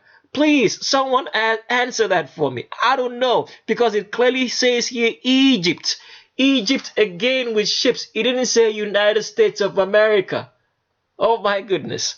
Okay, so if God's not stupid, if he meant to say that these people, these ancient Hebrew Israelites, would be brought to the United States of America, he would have said it so you would know for a fact that they would come to the United States of America. But he said Egypt. And this prophecy was fulfilled when Nebuchadnezzar took away the children of Israel into Egypt. Someone's going to say, really? Did that happen? Or when the Assyrian king took away the children of Israel, the northern tribes, the northern tame tribes, which was called Samaria later on, before the time of Yehoshua, he took them away into Assyria, into every other land. Nebuchadnezzar took some of them, the remaining 10 tribes, into Egypt. Some of them were there in Egypt. Someone's going to say, oh, really? You can't prove me. You prove that? Could you prove it? Because I don't see it. All right, let me show you. So I'm reading from 2 Kings chapter number 24. All right, I'm going to be reading from verse number 7. King James Bible or Geneva Bible, 2 Kings chapter number 24. Can you guys hear that? I'm reading from verse 7. It says here, and the king of Egypt came not again any more out of his land, for the king of Babylon referring to Nebuchadnezzar, because if you read this whole chapter, you see that. As you can see here, in his days, as it says, if you follow my mouse, it says, in his days, Nebuchadnezzar, king of Babylon. That's what it's talking about. It says, and the king of Egypt came not again any more out of his land, for the king of Babylon had taken from the river of Egypt unto the river Euphrates all that pertained to the king of Egypt. All right. So when Nebuchadnezzar was ruling over that entire Egyptian country, all right, when he took away the children of Israel, the remaining 2 tribes, he took them into Egypt because he was ruling over Egypt. Now someone's going to say, oh, really? I didn't see that. The Vatican didn't show you everything because they're just making you confused about scripture. Now, let me show you that King Nebuchadnezzar took away the 10 tribes. All right. So I'm reading now from 2 Kings chapter number 24. I'm reading from verse 9, and it says, and he, King James Bible or Geneva Bible, 2 Kings chapter 24 is the same chapter that I just read from verse 7. So I'm just reading forward. I'm reading downwards, so you can see that after chapter 7 here, when King Nebuchadnezzar had ruled over and taken over Egypt and everything, he was in complete rule. So by this time, if you scroll down, right, I'm reading now from verse number 11. From that same chapter, it says, and Nebuchadnezzar, king of Babylon, came against the city and his servants and did besiege it. And Jehoiakim, the king of Judah, went out to the king of Babylon, he and his mother and his servants and his princes and his officers. And the king of Babylon took him in the 8th year of his reign. And he carried out thence all the treasures of the house of the Lord, and the treasures of the king's house, and cut in pieces all the vessels of gold which Shlomo, king of Israel, had made in the temple of the Lord, as the Lord had said. And he carried away all Jerusalem. That means all Israel, the remaining 2 tribes, right, of Judah and Bethlehem. All right, I think Judah and Benjamin. Sorry to say, Judah and Benjamin. All right, and carried away all Jerusalem and all the princesses and all the mighty men of valor, even 10,000 captives, and all the craftsmen and smiths. None remained save the poorest sort of the people of the land. And he carried away Jehoiachin to Babylon, and the king's mother, and the king's wives, and his officers, and the mighty of the land. Those he carried into captivity from Jerusalem to Babylon. So from there you now see that he carried everybody away. And some of them were taken to Egypt, because as you can see right here, from verse number 7, that that Nebuchadnezzar, the king of Babylon, was reigning in Egypt again. As it says here, and the king of Egypt came not again anymore out of his land, for the king of Babylon had taken from the river of Egypt unto the river Euphrates all that pertained to the king of Egypt. So Nebuchadnezzar was king in Egypt. So this Deuteronomy chapter 28, all these curses were fulfilled in the ancient Hebrew Israelite nation during the time in which the 10 tribes were taken away by the king of Assyria. And somebody's going to ask me, okay, where in the Bible does it say that? Okay, let me show you. Okay, so I'm reading from 2 Kings chapter number 18 from the King James Bible or Geneva Bible. 2 Kings chapter number 18, I'm reading from verse 11. It says, and the king of Assyria did carry away Israel unto Assyria, and put them in Hala and Habor by the river of Gozan, and the cities of the Medes, because they obeyed not the voice of their Lord, but transgressed his covenant, and all that Moses the servant of the Lord commanded, and would not hear them nor do them. All that Moses, remember Deuteronomy chapter number 28 is Moses talking to them. So all these things were fulfilled, right, in 2 Kings chapter number 18 from verse 11 to 12, and 2 Kings chapter number 24 from verse 7 down. They were all taken into Egypt, some of them, not all of them. So when these fake Hebrew Israelites try to identify themselves by the curses, they are doing the utmost wrong, because they don't understand what they're saying. Those curses were fulfilled. You are not fulfilling them right now. It's something else that's happening. It's not talking about you. Okay? This is just man's inhumanity to another man, to a fellow man. It's that simple. So I continue on with the letter just to finish what I told this deluded woman, that I said, I already answered this question by saying, but you delight in curses, right? Was it the curse of the blessing that was supposed to define you as a nation? Deuteronomy chapter number 28 verse 1, because as you can see, it was the blessings that was supposed to define the Hebrew Israelite as a nation, not the curses. Okay? Are you a nation right now, or a group of dysfunctional blacks believing in a fantasy? See how deluded and backwards that is?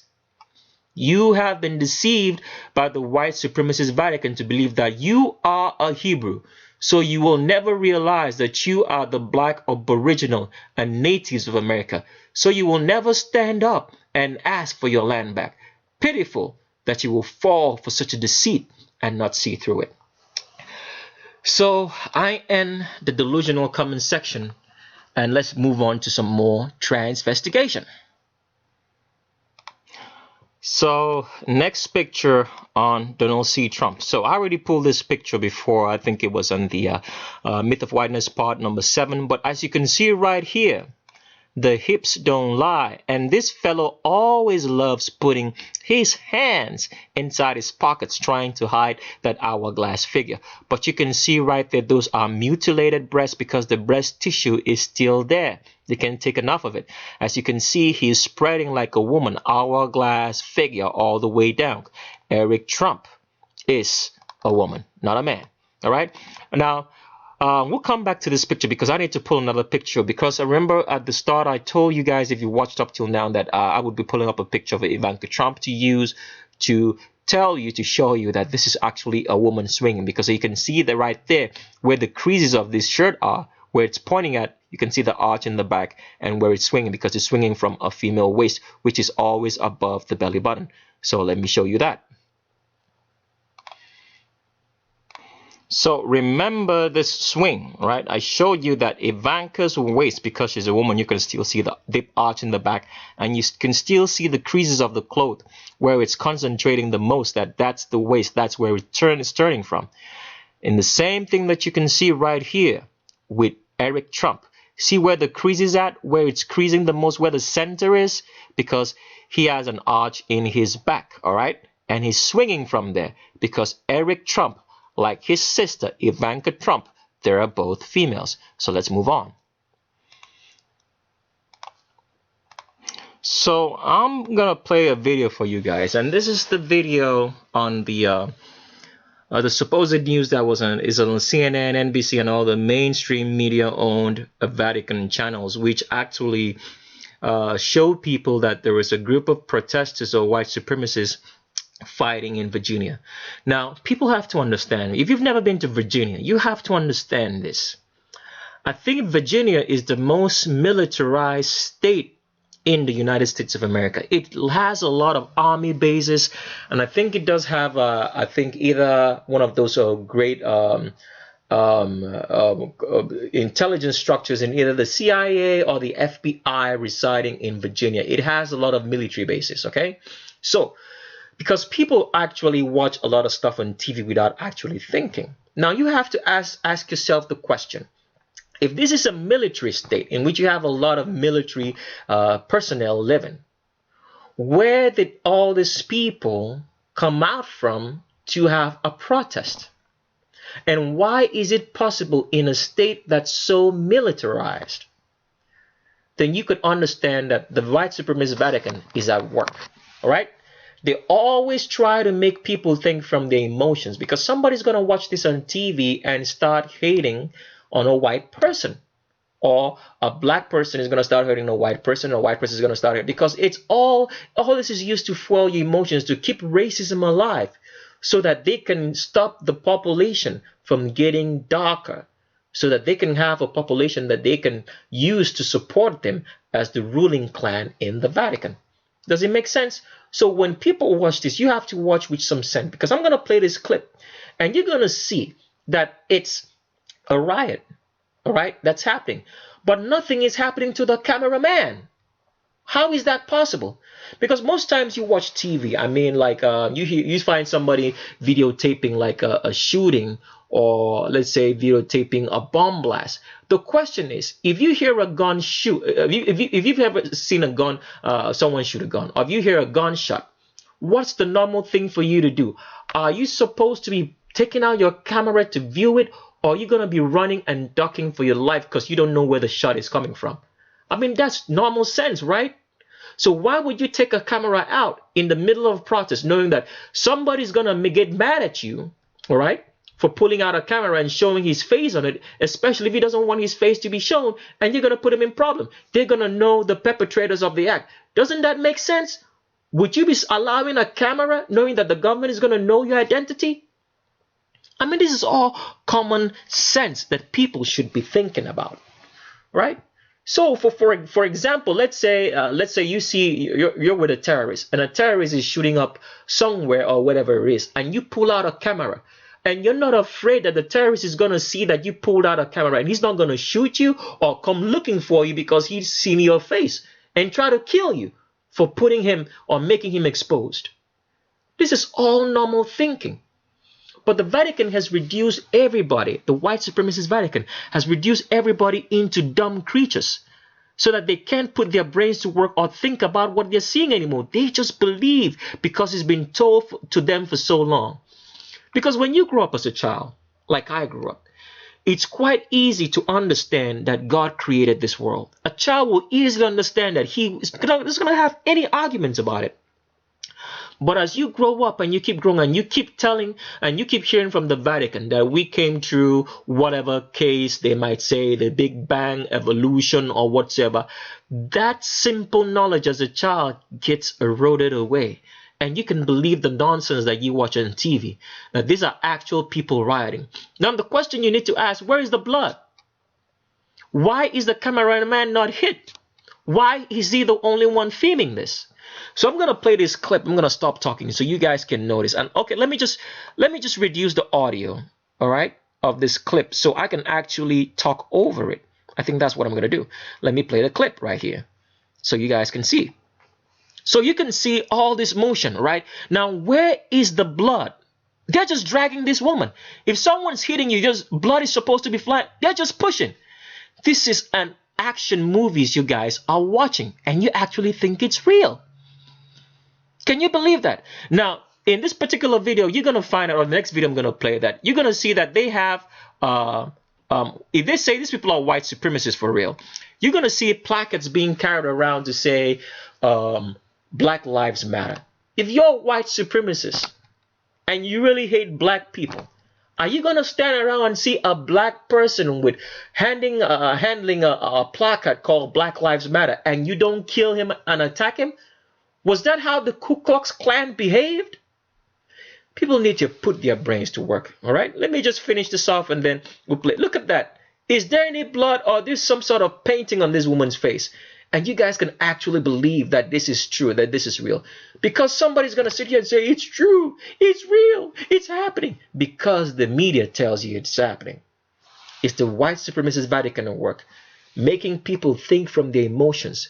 Because they know if they can make you think emotionally, from your emotions and your feelings, you will do anything they tell you to do. Look at that. Sucked right into their trap. Keep tensions alive so that the population doesn't get darker, to keep the white supremacist Vatican in power. That's just what it is. And look at this woman right here. This is all a movie.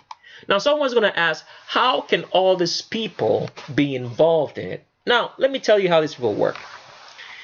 They call a few thousand people. They could be maybe like 2,000-3,000 people and say, show up here and here and here. We're going to have, what they usually do is like they put an audition. They tell you it's going to be a movie. All right. You can come with your clothes, or they can supply the clothes for you. They'll tell you what to do. You go over scripts and whatever. They lock up the whole entire area. The police is going to be involved. All right.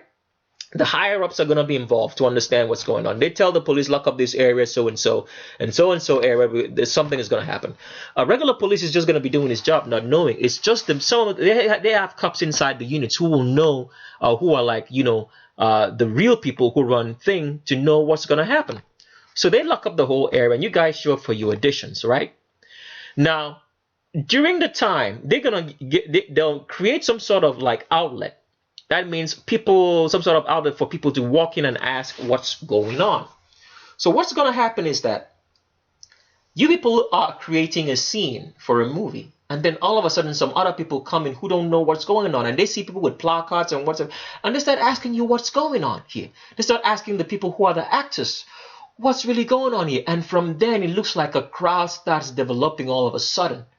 So it makes it look like it's an organic thing that's happening. It's happening naturally when it's not. This is how these guys make these scenes possible. But because people are not thinking with their brain, when they put it up on TV, like I'm going to show you how a reporter is going to report the news and make it look like it's real to you, you will say, oh, it's actually happening. Don't fall for this Vatican trick, okay? So let me move on to the next video that I want to show you. Well, I'm still on the same video. I just have to show you this. Does this look like a white supremacist or someone who's acting? Here's an actor right here. Okay? All acting. Fake blood, nothing going on. So the question I'm posing right here is, does it make any sense for a cameraman to be walking around viewing a carnage instead of helping the people? Because if you notice, the cameraman was just walking around. Is it normal? So I pose a question. If you walked into the midst of a carnage, you saw an accident, and there was a lot of people with broken bones, blood, and everything else, would you pull out your camera to be viewing them, or would you be trying to help them? Does that make any sense? That you are looking at people dying and you're busy with a camera? Does that make any logical sense? All right. So let's move on to the next video that I wanted to show you so people don't keep falling for this. So in this next video, I'm going to play a short snippet of it. This just came up. It was news. It was on one of the mainstream media news on I think NBC, CNN, or whatever the case might be. You could see how the reporter or the host of the show is going to be leading the person who is reporting into asking questions that will fit into the mold of what the white supremacist Vatican wants you to believe. That this protest in Virginia, or whatever the case might be, was actually organic and is happening. So to keep racism alive, because they are the perpetrators of it. So I'm going to be playing this clip for a short minute so you can hear like the voice of the reporter. Then I'm going to pause it and then I'm going to be speaking over it so you can actually see that this was actually an action movie you guys were watching. Because you will see everybody's going to be standing still at one point, and then the cameraman is going to be moving around, not afraid that he's going to get hurt if it's an actual protest, or someone's going to hit him over in the head because he's walking around with a camera. All right? So I'm going to play this quick, and then we'll talk some more. All right? Hold on a second.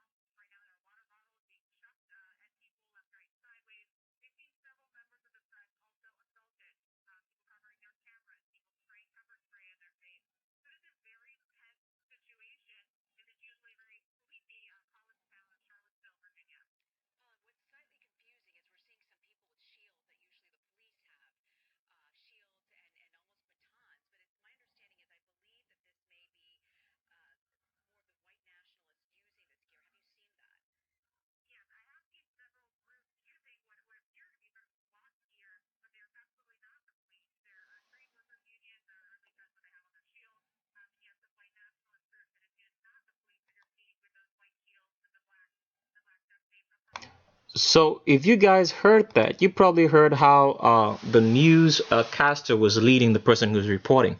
And this is what I'm talking about. Can you see the Black Lives Matter? This is a white supremacist rally. And you allow a black person like this come in with a placard and say Black Lives Matter. Does this look real? These people are just standing around. And why is the cameraman, if it's really a riot, not getting hurt? Why is nobody pointing at him? Why is he not being? And these people are just standing waiting. So it's like an action movie. It's a set. Then when the director, whosoever it is, says action, then this that look like going all rowdy. This doesn't make any sense at all. And this is what your white supremacist Vatican media is going to portray to you as being real. And someone's going to buy into it and soak into it. And then you are going to go hate on your neighbor based on the color of his skin and keep the racism alive, because once blacks hate whites, you guys can intermingle. The population is not going to get darker. All right? That is just how these guys operate. You can see that. They're just standing around, and I mean, this is a whole bunch of nonsense. You guys have to look with your eyes and see with your brain. Don't get deceived. Don't get deceived anymore. A white supremacist rally, and you have a black person with a Black Lives Matter right in there. Why isn't he going to get? Is this how the Ku Klux Klan or the KKK behaved way back in the day? They would murder this black dude. It would be murder. It doesn't make any sense. And this is what your government wants you to believe, who is led by the Vatican, that this is real, to keep racism alive, to keep them in power. So fellas, don't fall for this, okay? Don't fall for this. Now, you probably see now they're starting to get a little bit rowdy because maybe the director has yelled action and they're starting, and the cameraman is not getting hurt. He's still filming. He's not afraid of his own life, that someone's going to hit him. And why is he over here? It doesn't make any sense. People don't fall for this. So let me move on to a little bit of more transvestigation, and then we can come back and wrap this up.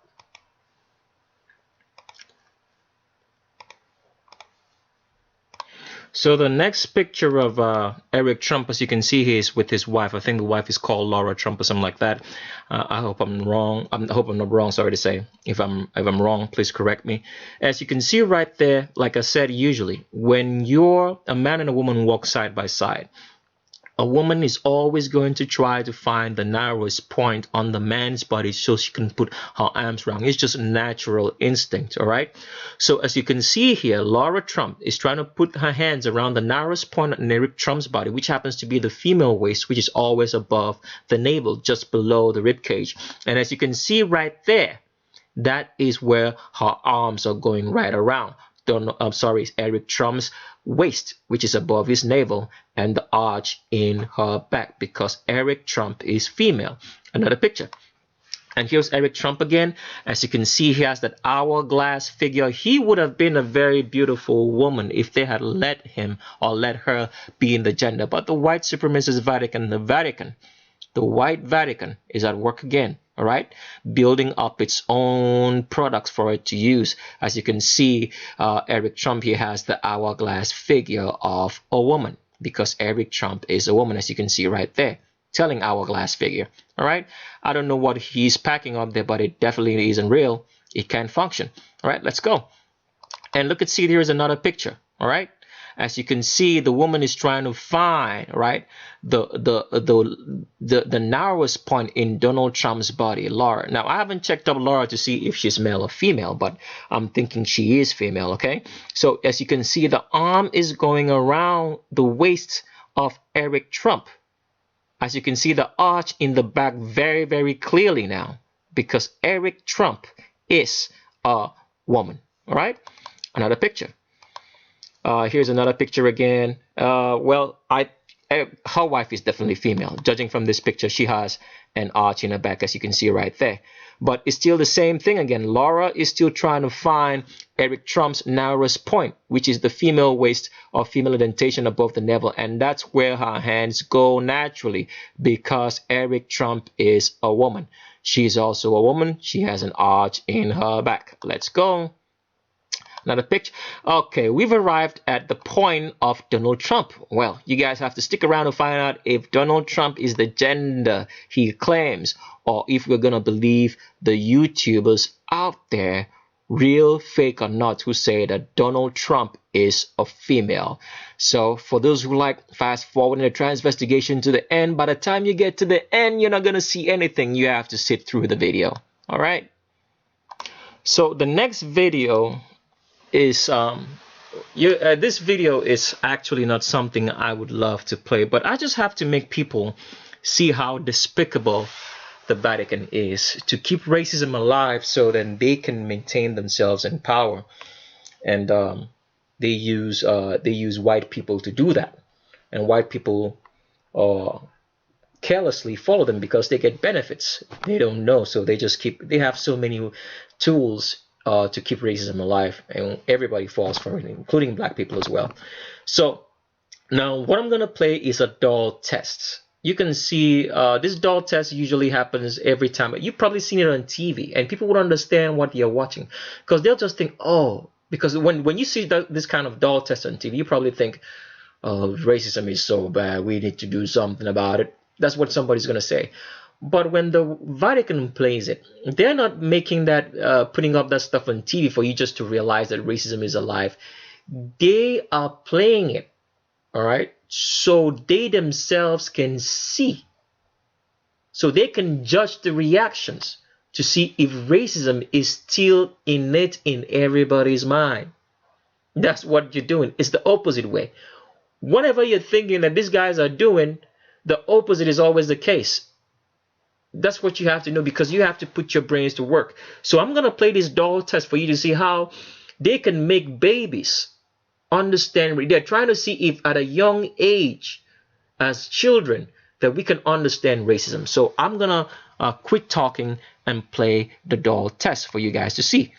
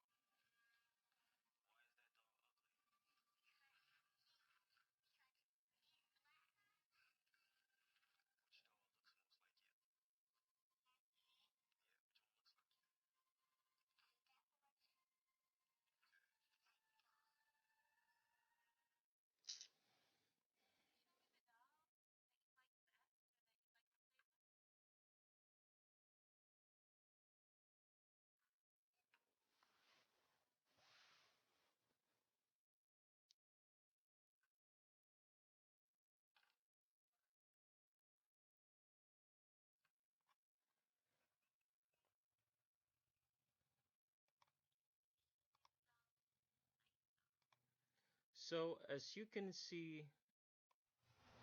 can see, from the doll test, you find out that they have made racism to be innate in everybody's mind, especially black children. So a black child is programmed right from the start to hate its color, and to assign the color black to be evil. So for example, you guys know this. If you're a black dude walking around in a white neighborhood, all of a sudden it seems like the white people kind of cringe because they've been taught that way, that the color black means evil and white means good. The devil has done a really, really good job using the Vatican to do this, because the Vatican today is white, and it's the best time the devil could ever wish for. Because if Yehoshua was a black man who deceived, or who defeated the devil, and he's trying to get back at Yehoshua for that, I mean, the best thing to do would be to try to inspire as much carnage as you can on black folk, using white folk who may or may not know what they're doing, because they are all seeking a quest to be in power, to remain the ruling clan and leading elite of the world. So you can see that through that doll test, if you watch the whole of that doll test, you will see that even a black child is meant to. They asked him such a question as which doll is a bad doll, and the black child said it was a black doll. Then they asked the next question is what color are you? Can you point? And the child pointed to the black doll. So that means black is bad and white is good. So if you have children, you have to train them right. Don't let the indoctrination centers or schools which we all go to have a head start on your child, because they're doing a very, very nice job of this. Now, I have to play this clip also for you guys all to see. I'm gonna play this clip from here so you can actually see on CNN how the guy called, I wonder what his name is. I know it starts with Anderson, or is it Anderson, whatever. All right, he's white hair. He's the guy right here. To actually see that how these people can make black people to hate on their own selves, because that's the best form of racism. If you can make me hate my own self, I mean your racism is complete, right? So let me show you that. Let me just play and you can actually hear this out. All right.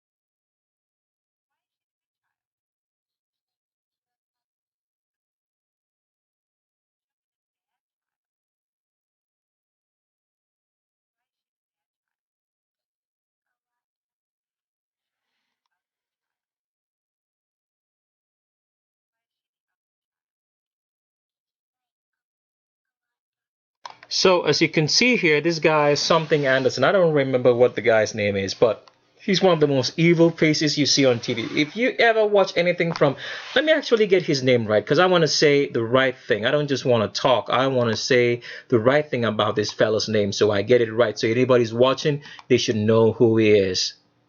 So he's Anderson Cooper, right? His name is Anderson Cooper. He happens to be on CNN most times. This is one of the most evil Vatican stooges ever. This man right here. So if you're ever listening to him, you should never ever listen to. You can see how the Vatican, because when they put up this sort of scripts on TV for you to watch, they're not just putting up to show you that racism is at work. They're trying to see. They're putting up for themselves to see how good they have gotten and how successful they have. Because you can imagine they're making black children to think that black is evil. Can you see that? So because that's the most complete form of racism. If you can make me hate myself, that is like crazy. That is crazy successful. And Anderson here is smiling, looking at his handiwork, because he's part of the so-called Illuminati of Vatican as well.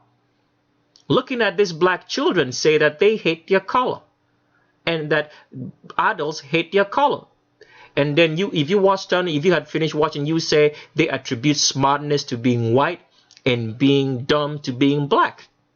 It is such horrible, horrible stuff the Vatican has perpetuated on people, keeping the myth of whiteness alive in society, that being good is equal to being white and being bad is equal to being black.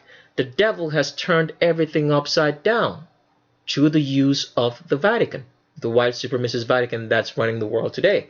And people are actually buying into it, making you hate yourself. Because like I've said earlier, it doesn't matter what color of skin you are. You are all black. If you hate the color black, you're hating the concentration of all color, because all color, concentration of all beautiful color, which is black, white, means no color at all. And that's true. So if you hate your blackness, you're hating your humanity. That means, in a nutshell, you're hating God. So if you say that you're a believer, like I usually say, and you believe in the Bible, and then you hate blackness, you want to bleach your skin, you want to go white, you're hating the very creator, the person who made you. So train your kids right. Let them know, let them acknowledge, let them know who they are, let them know their history. Don't let the Vatican run this game on you just to keep themselves alive and in power. Because, like I said before, it doesn't matter what color of skin rules this world today. As long as it's run by the Vatican, it's always going to be led by demons and Satan himself. Nothing good comes forth from them. So with that said, let's continue on to Transvestigation and just shut this down real quick. I hope you've learned something so far.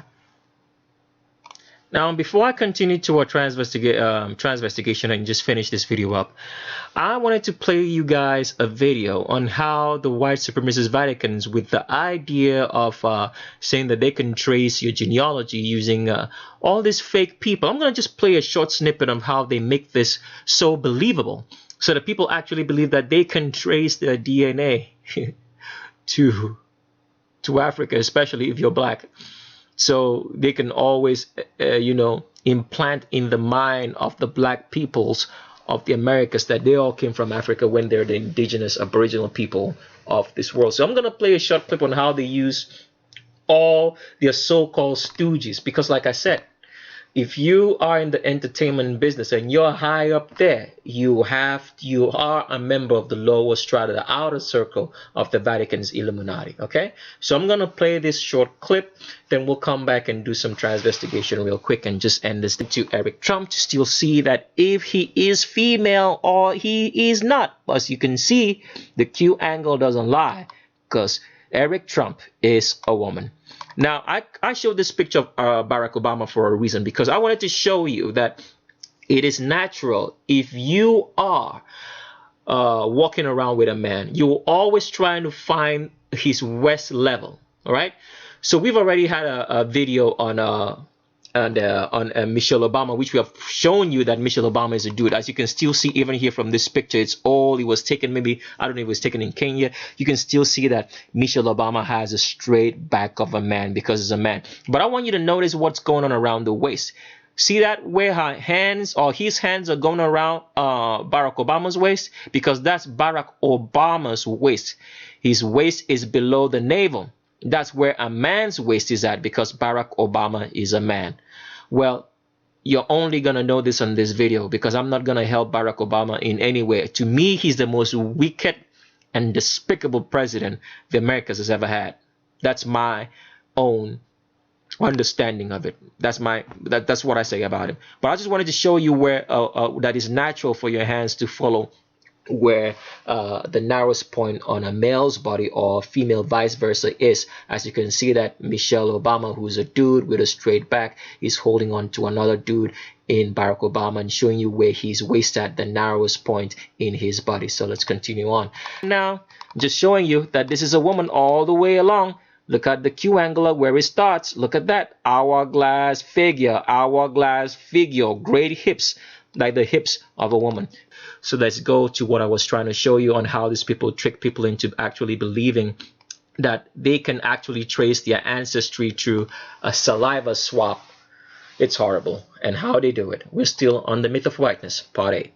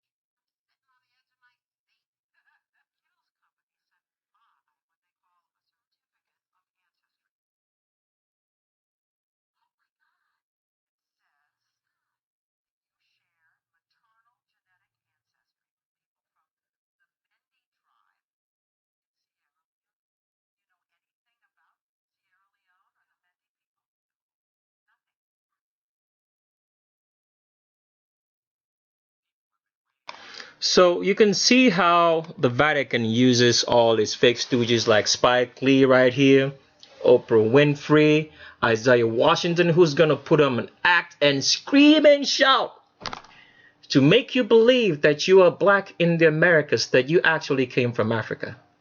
So that's why I'm saying you can't trust anybody you see on TV, even on YouTube. Once that person shows his face on the screen that you're watching, that's the 101 for you to know that this person is a shill and it's not working in your own best interest.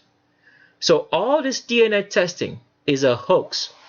Cotton swabbing and all that nonsense that can actually trace your DNA, because to be able to know where you're from, all right, if you want to trace the DNA person, you must have the blood samples of everybody that you're tracing. So for example, if I'm trying to trace my lineage down to my father, all right, I have to have his blood and they have to have my blood, and then they can trace the blood types match, the DNA and all that stuff. Without that, everything else is a hoax. But this is how people are fooled into actually believing that if you're black in the Americas, that you came from Africa, so that they never realize that the black people will never come to the truth, that they're the original owners of the Americas. Because once that is known, then you will actually start understanding the perpetrators, or the people who kept you in slavery, which happens to be the white supremacist Vatican. But they blur lines, all right? They don't make you understand the meaning of racism.